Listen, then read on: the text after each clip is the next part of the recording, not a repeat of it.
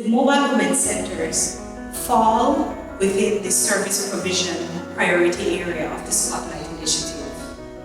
It was envisioned that high-quality essential services, which are comprised of health services, legal services, social services, and general information on gender-based violence, violence against women and girls, sexual and reproductive health, would be made available to persons in the communities.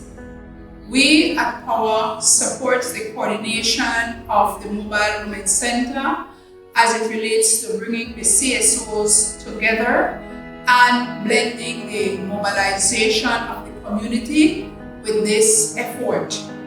For us as a community-based organization, and also in talking with other community-based organizations that have been a part of this process, we believe that it is very, very important for us to come together, to network together, to be able to have this service be driven from the ground up, so to speak. Because I think as community-based organization, we all have a unique view of what is happening in the community. And so the ability to take that bottom-up approach is very vital and necessary, because it is more reflective of what actions the community deems as important. Usually it's cancer screening. We do their breast exam, pap smear. We find out if anybody is on contraceptives and want to be on a contraceptive. We follow up with basic gender-based violence issue, finding out, because some people might not realize that they're going through gender-based violence because it always seems to be physical for them, when it's also emotional and psychological as well, no?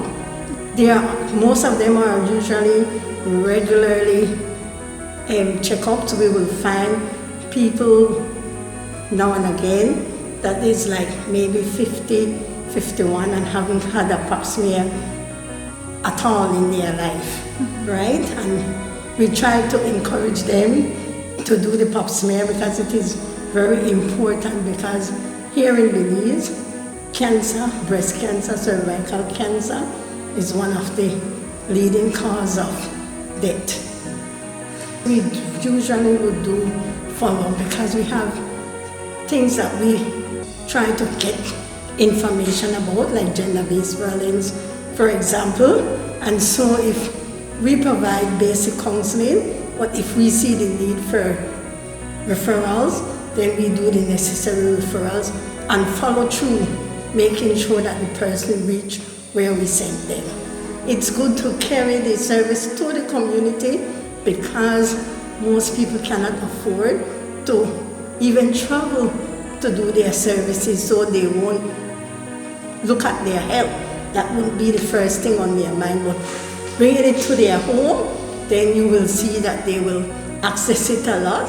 And I like when people partner together to provide services for people in these rural communities. We find out that clients that follow through, they keep telling us, well, nurse, thank you, because I have been to the doctor and now I'm doing well.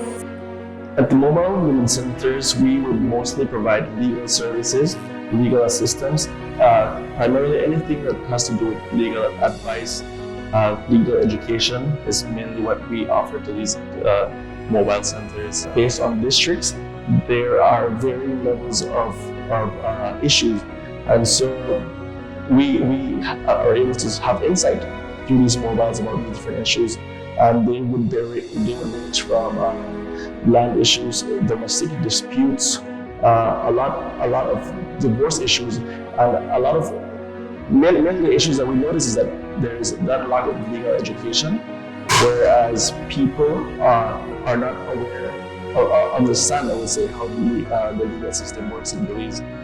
We are aware that legal services are not cheap. I would be fair enough to say in our country, and so the accessibility is a very important, very vital part of these clinics. And so, like I mentioned, apart from the insight reaching out to these individuals is something that we can offer to people that would otherwise not have access to, We offer psychosocial support to women and children who have been victims of gender-based violence. In these areas especially, a lot of people, it's not their culture to talk about abuse or to talk about what's going on in the home. So when we come in and we let them know that it's okay to talk about it, it's okay to get help, then we empower our entire family, and that family is now a healthy family unit as opposed to an unhealthy family unit that we would have met when we first came in. We had success stories where the entire family got support and that entire family became a stronger unit and the abuse stopped. We've had victims that came in that, their identity was that of what the abuser had told them it was. And so they didn't feel like they could go to school, they didn't feel like they could get a job, they didn't feel like they were worth anything, right? And so we've had clients that now have jobs, that now are going back to school, that are more empowered.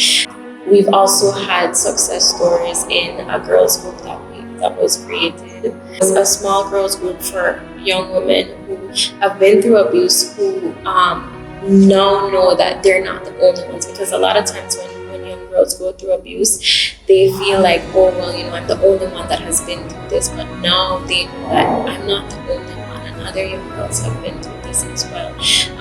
But from that, we've seen these girls now go out and tell their story and empower other young women, because they've found their identity again and they know who they are outside of that abuse.